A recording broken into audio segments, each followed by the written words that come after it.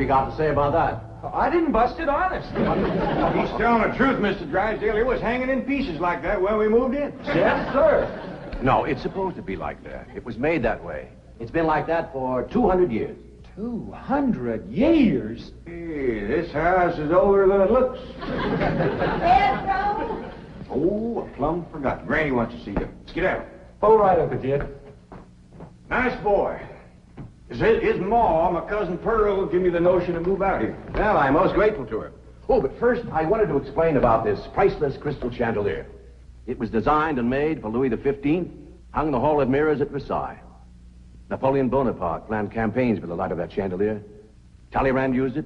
Wellington, Disraeli, Bismarck, Wilson. Mr. Drysdale, we're just plain folk. We don't mind a few things being secondhand. Getting back to my cousin Pearl, she's looking after the old home place for me. You ain't never seen my family home, have you? No, I haven't, Mr. Clappett. It's a dandy. Yes, those southern mansions are beautiful. I suppose it has the large white pillars. It did, but we bring them along and put them on the beds out here. No, you see, I was referring to wooden pillars. Oh, I ain't never slept on one of them. We had everything first class back home. Sure hope Pearl's taking good care of that place.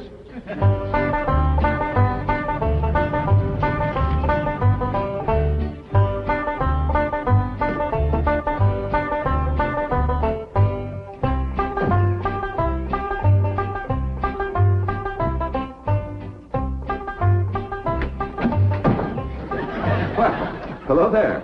Oh, why, you're Mr. Brewster from the oil company that paid Cousin Jed all that money for his swamp. 25 million to be exact. You ain't here to back out, are you? No, indeed. Your cousin's money is safe in the bank in California.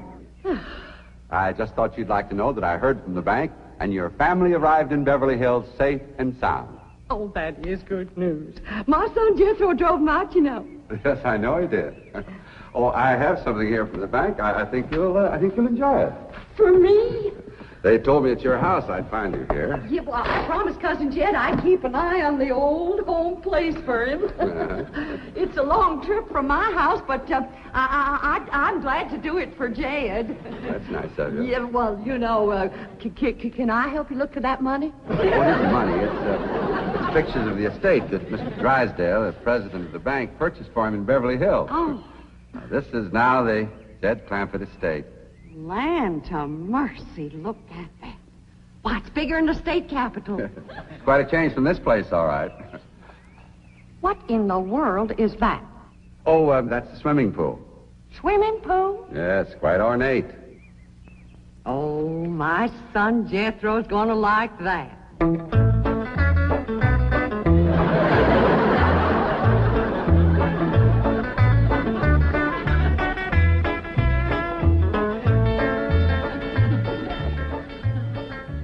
Granny, when we's done washing, can I go swimming here in the cement pond?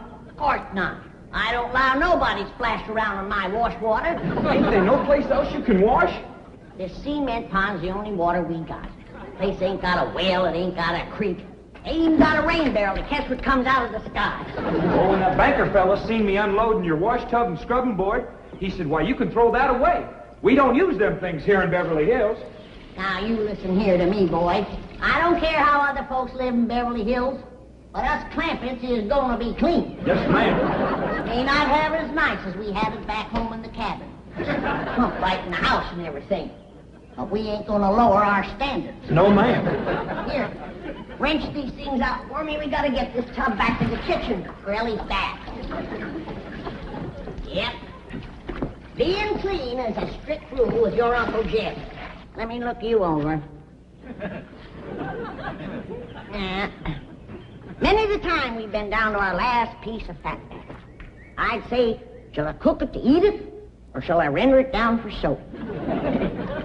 He'd say no, render it down for soap, Granny. The Lord will feed us poor folks, but we gotta do our own washing. But Uncle Jed ain't poor now, Granny. He got $25 million. How long do you think that's gonna last if we go throwing it away on store-bought soap? Waste not, want not. here's a view of the entrance hall. My stars and garters. Why, it's a palace. Whoever would have thought that my cousin Jed would be living in an estate like this? Well, the credit is yours. You're the one who talked him into moving. Oh, well, I put the notion in his head. But it was really kind of Allie Mae when. Yes, his daughter will have a wonderful life as a Beverly Hills debutante. Can't you just see that beautiful girl descending this magnificent stairway? I sure can. Well,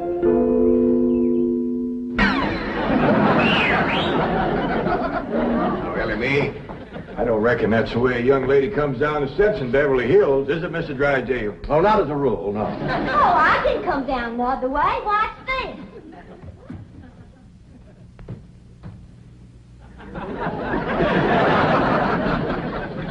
How's that? Well, that's not exactly what I had in mind. Well, show me. No, my secretary will show you. Oh, she's in town doing some shopping for you. Oh, what's she getting me? Well, now, that's going to be a surprise, Ellie, but it's some things you've been needing, and they're going to be pretty, and you're going to like them. Things I've been needing? A set of muskrat traps. A three-blade frog sticker? Nope. A ready-made slingshot. Now, Ellie, you way off the track. Now, you wait till Miss Hathaway gets here, and you'll see. Yes. Well, I'll be pushing along to the bank.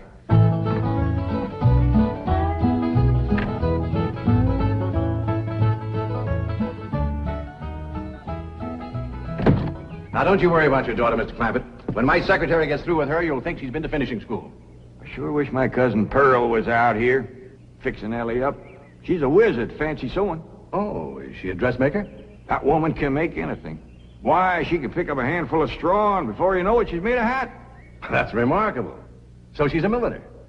Oh, she's a Clampett. Married to Bodine. I don't recall knowing the milliners. Milliners are women who make hats. Now, that's Pearl, all right, but she's a Clampett. You talk about making hats. Pearl made herself a hat one time was shaped just like a bird's nest. And in there on the nest was this blue jay a-setting on her eggs. Well, sir, they come from everywhere to see that hat, to study it, to see how Pearl made it so as they could copy it.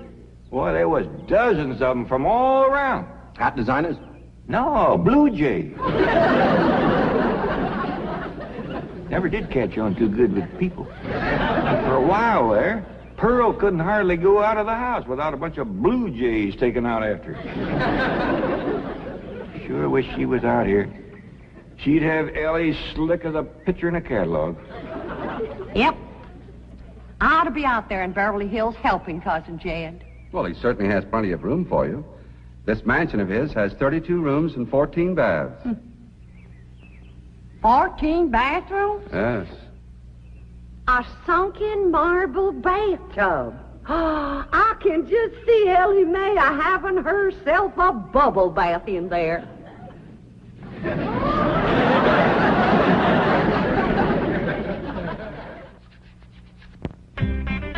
I tell you, Mr. Brewster, the more I see of these pictures, the more I want to get out there and help Cousin Jed. Of course, I wouldn't go without being asked. Well, naturally. But, you know, I think you should go. I've been asked. Well, now, it's not exactly my province. Well, why don't you telephone your cousin and talk to him? Oh, why, they ain't a telephone within 40 miles of this place. Nearest one, I guess, is at the International Emporium, clean over to Oxford. Well, I'll be happy to drive you over there. Oh, I couldn't let you drive me all that way just to use telephone. Busy oil company man like you. That's 40 miles. There's no trip at all in this car. No, I couldn't do it. Why, folks that see me riding in this big, shiny car with a tall, good-looking city fella, why, sure as the world, they'd think that... Let's go. Well, what about your horse and buggy? Oh, just untie Betsy. You go on home.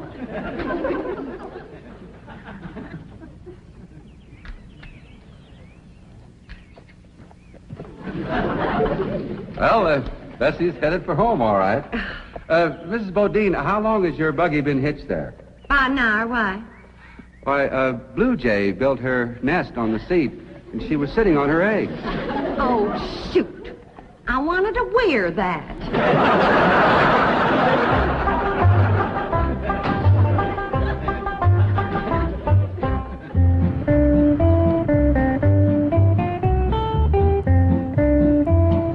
And here's Miss Hathaway.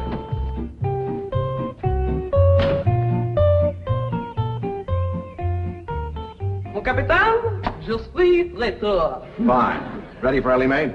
Gentlemen, aided and abetted by the gossamer garments, exotic lotions, and other feminine appurtenances within these cartons, I am ready to assume the role of Pygmalion and transform that barefoot Galatea into a striking and sophisticated paragon of Beverly Hills literature.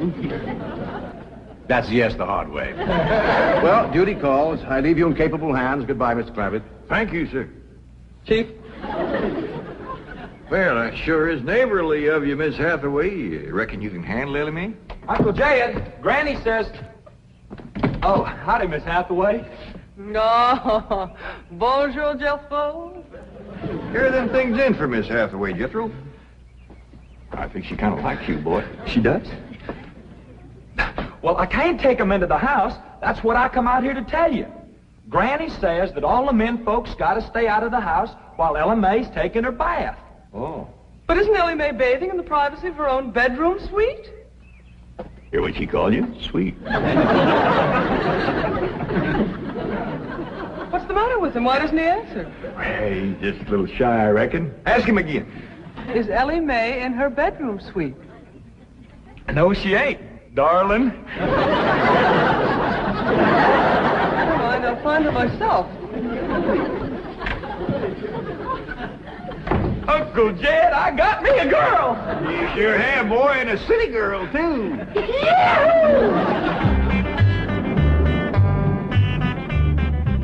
Some city girls I were about. Jethro's such a good-looking boy.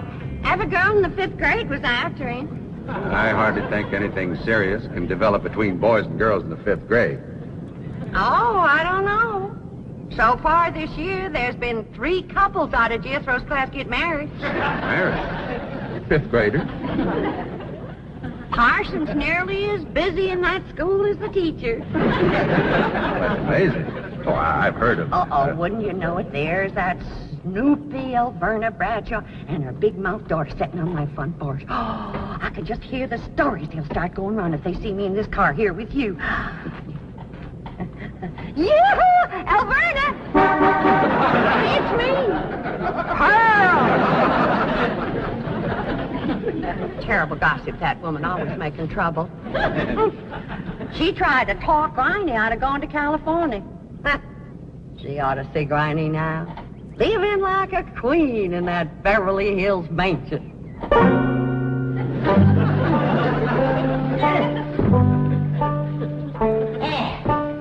I should have listened to Elverna Bradshaw and stayed home. We had a pump right in the house. Didn't have to tote water a quarter of a mile. Are you ready to get rinsed off, Ellie? Well, not yet, Granny. Should have washed my hair. No. You better wait till I can catch some rainwater. That pond water smells like it's got medicine in it. I wondered why there's no fish in that pond. Yeah, I reckon that water killed them fish. But don't you worry. My lye soap will kill anything that killed them fish. Have you seen... What in the world's going on here? Well, there's a bath going on. That's what's going on. Howdy. But I don't understand. Well, then somebody ought to explain it to you, sissy woman. You see, first you heat some water. Then you put it in a great big tub like this. You put some soap in it, and then you get in it and you start to wash, and that's what you call a bath. Granny, you don't have to do this sort of thing in Beverly Hills. Don't you listen to her, Ellie. Ain't you ever heard that saying that cleanness is next to godliness? But of course, John Wesley said that. And I bet he didn't live in Beverly Hills. Here, Ellie, dry yourself off with this nice big bath towel. Ah, my girl. I'll rinse off that old lye soap. Lye soap. Did you say lye soap? That's right. I make it myself. But that will ruin this beautiful girl's delicate skin. I've been washing with it for 72 years. Look at my skin. It's like leather. Yeah. Nice, ain't it? Granny, I hope you will forgive my momentary bewilderment at this primitive form of ablution, but please let me explain. So first explain what you just said. Well, Ellie Mae has a beautiful big bathtub upstairs. Upstairs? It was hard enough carrying the water in here. I ain't going to tote no water upstairs. You don't have to. There's a big, beautiful... Haven't you been upstairs? No. Jed said that probably belonged to somebody else. Ain't that right, Ellie? Yeah. Paul said he heard tell that folks sometimes live one family right on top of another. But that's only in apartment houses. This entire house belongs to you. And each one has his own individual bedroom suite. Come along and let me show you. And also the lovely things I brought from town. Yeah, you go ahead. I'll be up directly. What all did you bring from town? Everything, Ellie. Everything from chapeau to pumps. Pumps! Praise the Lord. Now I won't have to tote water. Get through? Yeah, Uncle Jed? Now, as you're going to be keeping company with a girl, is there any questions you like to ask me? What kind of question? Oh, about girls. How much you know about girls? They softer than boys. Yeah, I reckon. Generally speaking. And they shorter and rounder. Yeah? And the hair's longer and it smells sweet when you snuggles up to 'em. Oh, so you've been doing some snuggling, have you? I've done more than that. Yeah, I reckon you better tell me about it. Who was she? Prettiest girl in the hills. Big Mouth Bradshaw. Well, Verna's girl. I hear tell she's kind of fast. Is she ever? Uncle Jed, I was walking past the cabin, and Big Mouth, she calls out the window to me. She says, "Howdy, Jethro." She says, "My ma's just made a big batch of cookies. Come on in and have some." And I says, "Sure your ma won't mind?" And she says, "Ma's gone, and so's Pa. I'm here all alone." Well, Uncle Jed, I was in that house before you could wink an eye. Can't say as I blame you. No sooner was I inside, the Big Mouth, she puts a music record on the phonograph machine and commences to sashaying around, a twisting and a turning. Dancing. Yeah, I reckon so. Anyway, she says, "Put your arms around me, Jethro, and I'll teach you the two-step." What'd you say? I says, "Listen, Big Mouth," I says, "here we are all alone. Your ma and your pa gone. And you think that I'm going to waste my time dancing?" I says, "Not me, sister. Bring on them cookies."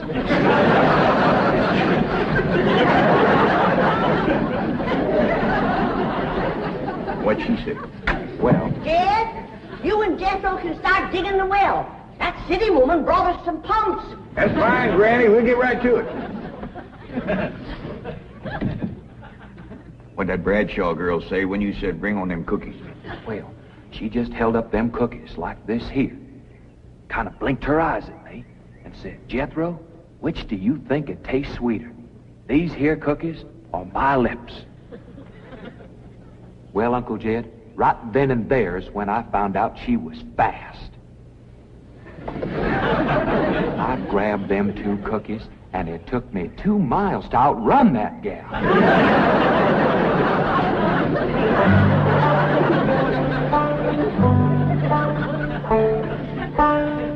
Jethro,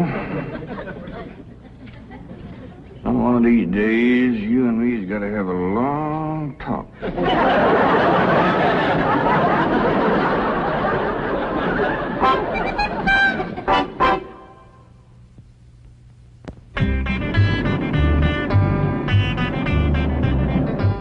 Oh, yes. He's a lady killer, that bar of mine. While Verna Bradshaw's daughter traced him all the way home one day. Sounds like Jethro has a lot of charm and sex appeal. Oh, he has.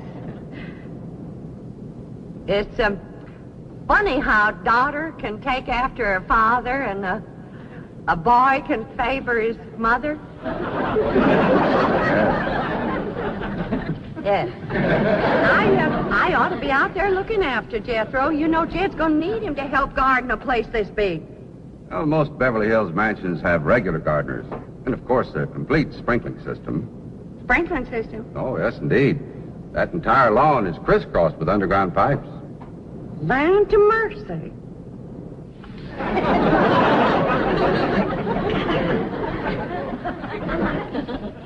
By thunder, Jethro, there's water all over this property.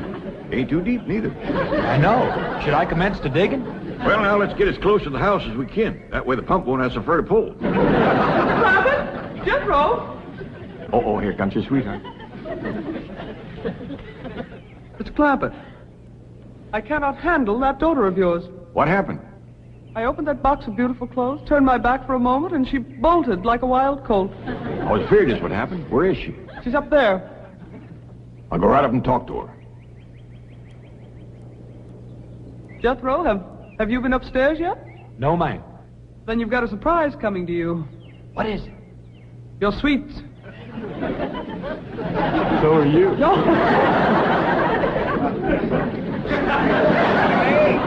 Oh, howdy, Pop. Wait. I'm ashamed of you. Running off from Miss Hathaway.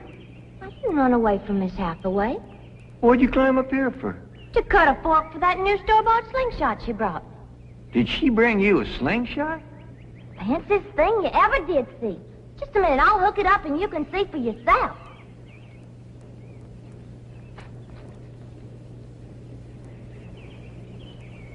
Look at that. Doggone. A store-bought, lace-trimmed, double-barrel slingshot. Ain't it a doozy? I don't know how good I can aim it, but it'll sure throw a heap of rocks. Yeah. They really need me out there. Why, I could work wonders for Ellie Mae with my fancy sewing and beauty secrets and hairstyling and everything. Of course, I had to learn all those things, not having a husband to support me. Didn't you say it was 40 miles to the town of Oxford? That's right. Well, we've already driven 110 miles. Why, land to mercy, I forgot to tell you the turn-off. Well, long as we come this far, maybe we ought to go right on to California.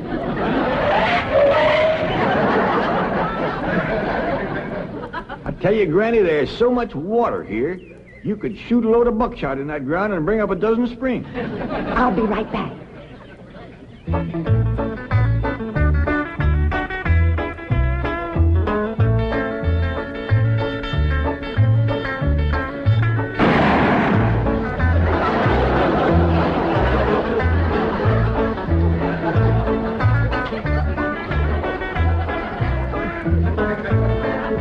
I ain't never missed yet.